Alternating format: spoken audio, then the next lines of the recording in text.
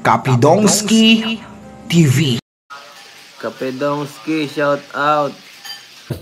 Andan din po si Kapidongski. Kaya taga si Kapidongski, taga Padada yan eh.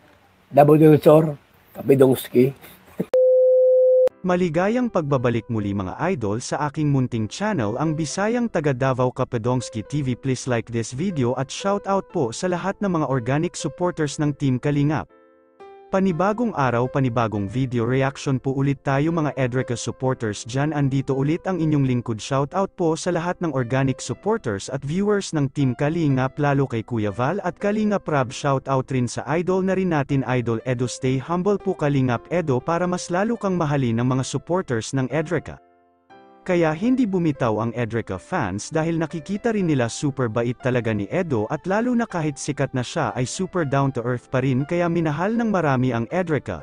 Samantala grabe talaga ang hot seat ng ibang vlogger kay Kalingap Edo. Isa na dito ang tanong kung babalik ang Edrica teleserye, namimiss ba niya ang Jowa Challenge, at ito nga ang kanyang sagot.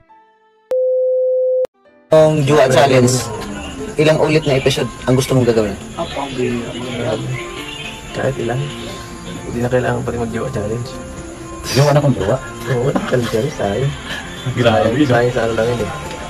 Sayang sa oras yung challenge tayo siya. Kalingap Edo, yung Jowa Challenge, ano yung nararamdaman mo doon? Yung part 2? Panoorin yun.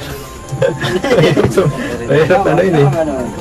Yan na yun eh. Siya na yun. Kung ano napanood dito, siya na yun eh.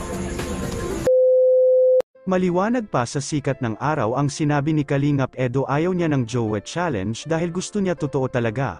Kaya dito talaga ako saludo kay Tiagia, ayaw talaga magsinungaling, gusto talaga totoo ang lahat. Makikita mo talaga sa mga taong ayaw magsinungaling dahil hindi alam ang sasabihin, at hindi talaga maiwasan ng mga ibang vloggers na pag-usapan ang Edrica kahit anong sabihin ni Rab na bawal na ang Edrica pag-usapan, pero alam kasi ng ibang vloggers na super sikat ang Edrica. Sabi nga ng Edrica fans na walang makakapantay sa Edrica Love Team at Edrica Sak, alam talaga.